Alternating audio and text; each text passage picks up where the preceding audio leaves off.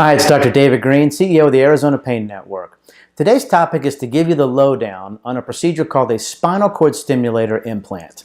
Now, people refer to these as different names: neuromodulation, spinal stimulator, spinal implant, always different, but they're pretty much the same thing.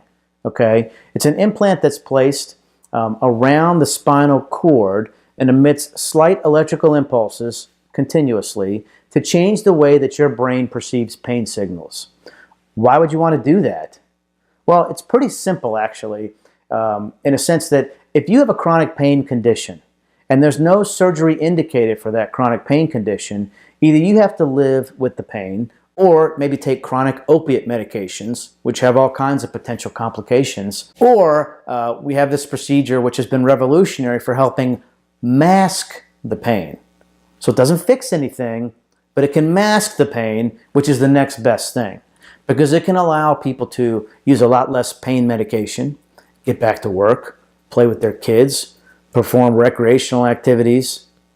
So we know that 40% of spinal surgeries fail within 2 years. And a lot of times additional spinal surgery is not indicated. Or it may be that a few surgeries have been done and they just didn't get the outcome that was hoped for. So what are the indications for a spinal cord stimulator? Well, it has to be in that chronic pain situation. You don't do it for something acute. It's a very expensive device. They cost about $25,000. Insurance company covers it. But if you have RSD, known as reflex sympathetic dystrophy, also known as complex regional pain syndrome, there's really not a great plethora of treatments available, so that can be very effective. Another one would be failed back surgery syndrome. We just discussed that. Failed neck surgery syndrome, post-laminectomy syndrome, arachnoiditis, diabetic neuropathy. There have been several studies done now looking at spinal cord stimulators for diabetic neuropathy.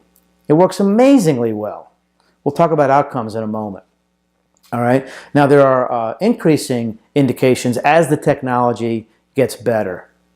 Okay, so there are indications in the pelvis, abdominal pain, testicular pain, and things of that nature. So it's getting more indicated for these difficult conditions. Well, how is it performed? Well, first you have to have a trial, and it's basically the same position. The patient's face down. IV sedation is done for the trial, and the pain doctor will put the trial in place in the epidural space around the spinal cord up around T10, okay? And basically, once it's in place for the trial, it comes out of the skin, sterile dressing is put on, and the person wears a battery pack with a programmer for about 5 days. If it gives more than 50% pain relief, then the indication is there to do the final implant. All right. Then the last step is a psychological evaluation. The insurance companies require it. Now, it's actually very helpful because if a person has concomitant depression or another mental health issue, that can be treated before the spinal cord stimulator implant is placed, so it can work. You can have a better outcome. There is actually a significant incidence of mental health conditions with chronic pain, so it's just a good way to ferret that out. Now, the actual procedure itself takes about an hour. The final implant has a paddle that's looks like a paddle actually, and it has all these silicone diodes on it, and that's placed around the spinal cord. There's often 2 of them, and then they come back and they go into the battery pack, which is about the size of like a $50 now. They're really small. And those are usually put above the buttock area, sometimes in the lower abdomen, basically in an area that is subcutaneous, just under the skin, but you're not going to sit on it. All right. Now, the old ones had a battery that had to be replaced like every few years, not the new ones. The new technology, you can keep it for a long, long time, and it can be recharged while you're sleeping. So it's pretty cool. It's rechargeable through the skin with just simple belt that goes around your waist while you're sleeping.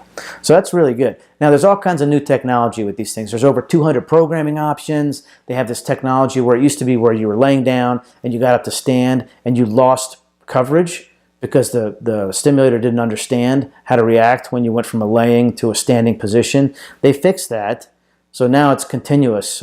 There's also regular frequency stimulators versus the high frequency stimulators, and those they just put out a high frequency with the electrical impulses. And not only does it help replace the pain with the tingling sensation, but it actually takes away the tingling sensation, takes away the pain.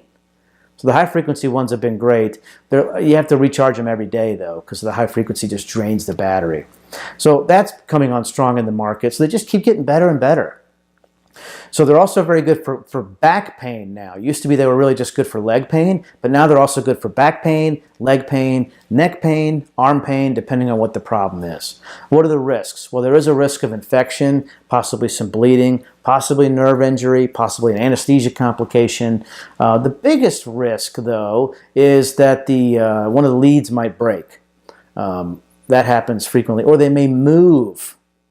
Okay, because you put it in, and you need a few weeks for the scar tissue to form to keep it in place, but it may move before then. It just may need to be fixed.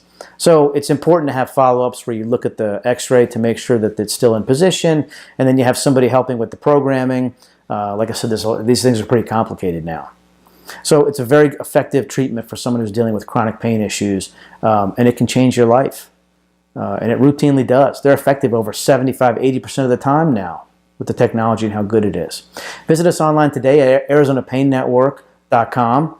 There are a lot of animations. There's a lot of educational information. You can see all the treatment locations, the insurances that we take, and some bios on the doctors. And then the phone number to give us a call to get you scheduled for help. Thank you very much for watching.